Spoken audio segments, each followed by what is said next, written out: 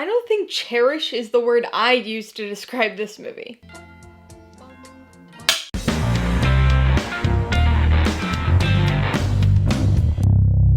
Hey everybody, welcome to Mainely Movies. Today we're going to be continuing my Conjuring universe review series with the 2014 supernatural horror prequel, Annabelle. If you're new here, please consider subscribing for a variety of movie-related content like reviews, rank lists, and trailer reactions. All my reviews include a breakdown of the pros and cons, my rating, and some tailored film recommendations, so be sure to watch through to the end of this video for all of that extra content. Annabelle stars Annabelle Wallis, Ward Horton, and Alfre Woodard, and was directed by John R. Leonetti. Serving as a prequel to The Conjuring, it tells the story of John and Mia Form, whose vintage doll is affected by a home invasion shortly before the birth of their first child. When it comes to horror movies, we often think about the broad categories of so-called scary things and use those to classify the movies. You know, that's a ghost story, or that's a possession movie, that's a slasher. And when you think about those broader categories, they're not necessarily that scary in and of themselves. It's not until a movie can hit on a very specific personal fear or anxiety in a person that it has the potential to become something actually scary. And this is why movies can creep certain people out more than they do others. For me, Annabelle was a movie that really had the potential to freak me out. I really don't like dolls, but I will say that the creepy dolls subgenre usually doesn't get to me. I have no problem with the Child's Play franchise, or Billy from the Saw movies, or The Boy. What I do have a problem with are dolls that look like Annabelle, or at least the movie version of Annabelle, since the real one's a Raggedy Ann doll, which wouldn't have bothered me.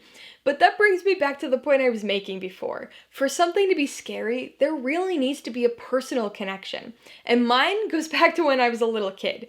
My parents used to have a super creepy doll on their bed, which, as you could probably guess, looked a hell of a lot like Annabelle, in a big wedding dress. This was one of those types of dolls where if you tilted it backwards, its eyes would actually close, which was creepy enough, but unfortunately, its location made it 10 times creepier. Because when I would play in my room at night, the light from my doorway filtered diagonally across the hallway at just the right angle that the face of this doll was perfectly illuminated by a vertical strip of light. And I swear, there were multiple times that I looked up from playing and saw that thing turning its head. So the idea of Annabelle and the image of Annabelle are very creepy to me. I found that Annabelle opening of The Conjuring to be legitimately unsettling, and I thought that that plot throughline really served that first movie well by helping to establish the characters of Ed and Lorraine Warren. So the prospect of an Annabelle spin-off prequel sounded pretty interesting, and like something that was actually gonna be scary for me. But unfortunately, this movie's crafted in a way that neither of those things are really the case. I will say that I don't hate this film. It is a very big step down from The Conjuring, so it feels a little extra disappointing watching them in sequence, but it's not all bad. Like The Conjuring, the cinematography here is pretty impressive. It's not quite at the same level, but there are some good-looking tracking shots, and the camera frequently lingers on shots of Annabelle for just a little longer than you'd expect, which I think is pretty effective. I actually quite like the first act or so of this movie. Our two main characters are set up pretty well, so you do mostly care about them, which certainly helps once things begin to escalate. And the beginning of this movie has a bit of tension and some creepy stuff going on, but for me, that all takes a pretty big downhill turn once the characters move to Pasadena. From that point on, I would say that this movie shows us too much, and so all of that tension dissipates. And I know it's tough, because this is supposed to be a prequel, so the whole idea behind it is to give us the story of how the doll became what it was, but I really think the filmmakers made a mistake with the way they approached this. One of the things that made The Conjuring so good was its slow buildup of tension, and this degree of uncertainty. We uncovered the backstory of the haunting with the Warrens, and the creepy supernatural stuff was more atmospheric than right in our faces, at least until the finale. Here, we're not only explicitly told what's happening with the doll, but we're also shown it before the third act.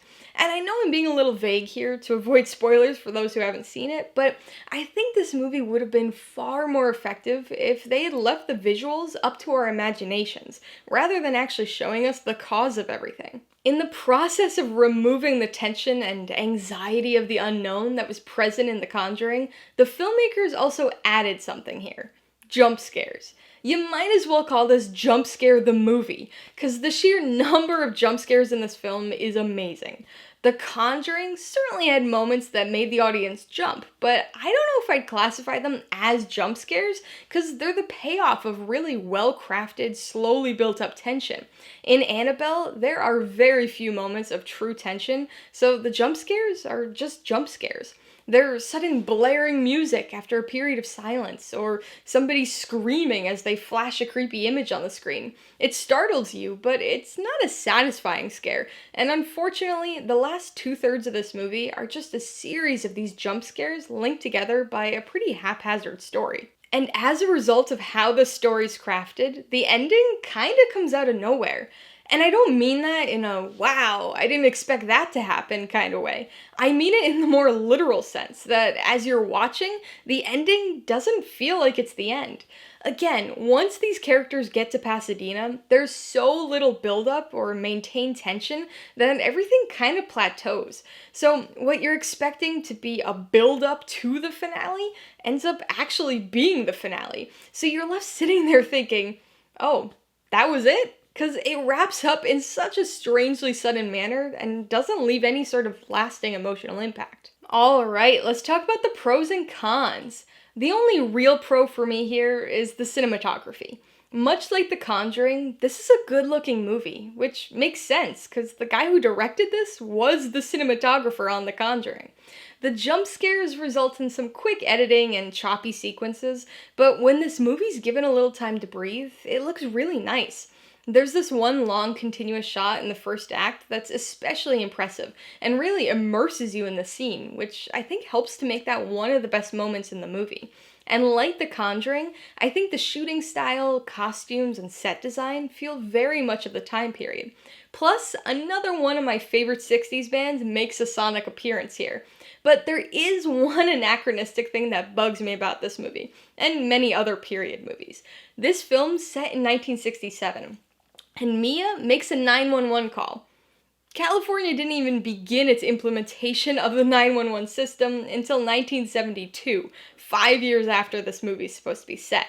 A minor thing, but it's a bit of a pet peeve of mine with period movies. On the con side, the biggest issue has gotta be the jump scares. They're a good way to get your audience's adrenaline going, but also a good way to annoy your audience.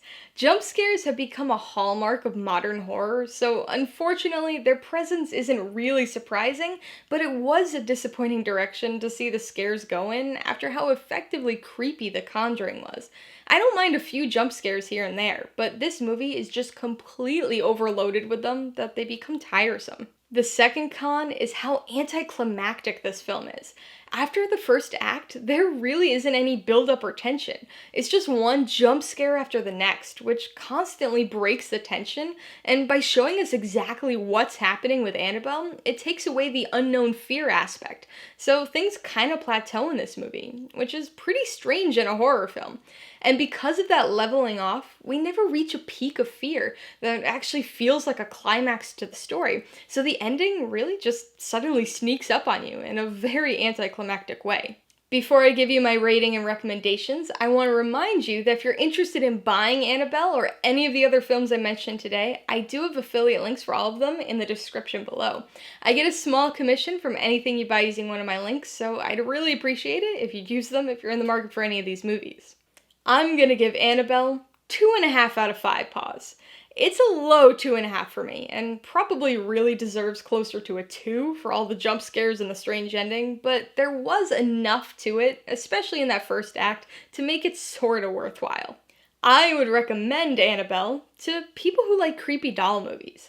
Again, that's a subgenre that can vary quite a bit, so if you thought that the Annabelle intro to The Conjuring was interesting, then you might want to try this one, because this is a prequel to that portion of the story.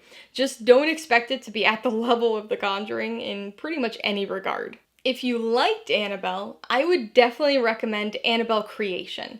It might seem unlikely that a prequel to a prequel spin-off of a horror film would be any good, but it actually is. The second Annabelle movie is pretty creepy and has a lot more tension than this first one.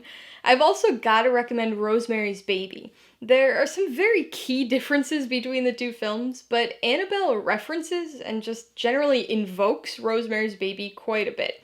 And if you want a more lighthearted film that seemed to have perhaps unintentionally inspired a lot of moments in this movie, you might want to watch Ghostbusters 2. There are some general plot similarities, including one specific and kinda iconic scene that's sort of replicated here.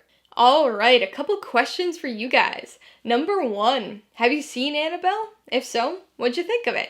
And number 2, what's your most disappointing spin-off film? Be sure to leave your answers in the comments below so we can get a discussion going. Alright, so if you got some enjoyment, insight, or information out of this review, I'd appreciate it if you'd hit that like button. And if you haven't done so already, please hit subscribe while you're at it to see more videos like this. Till next time, this has been Alyssa with Mainly Movies, the way life should be.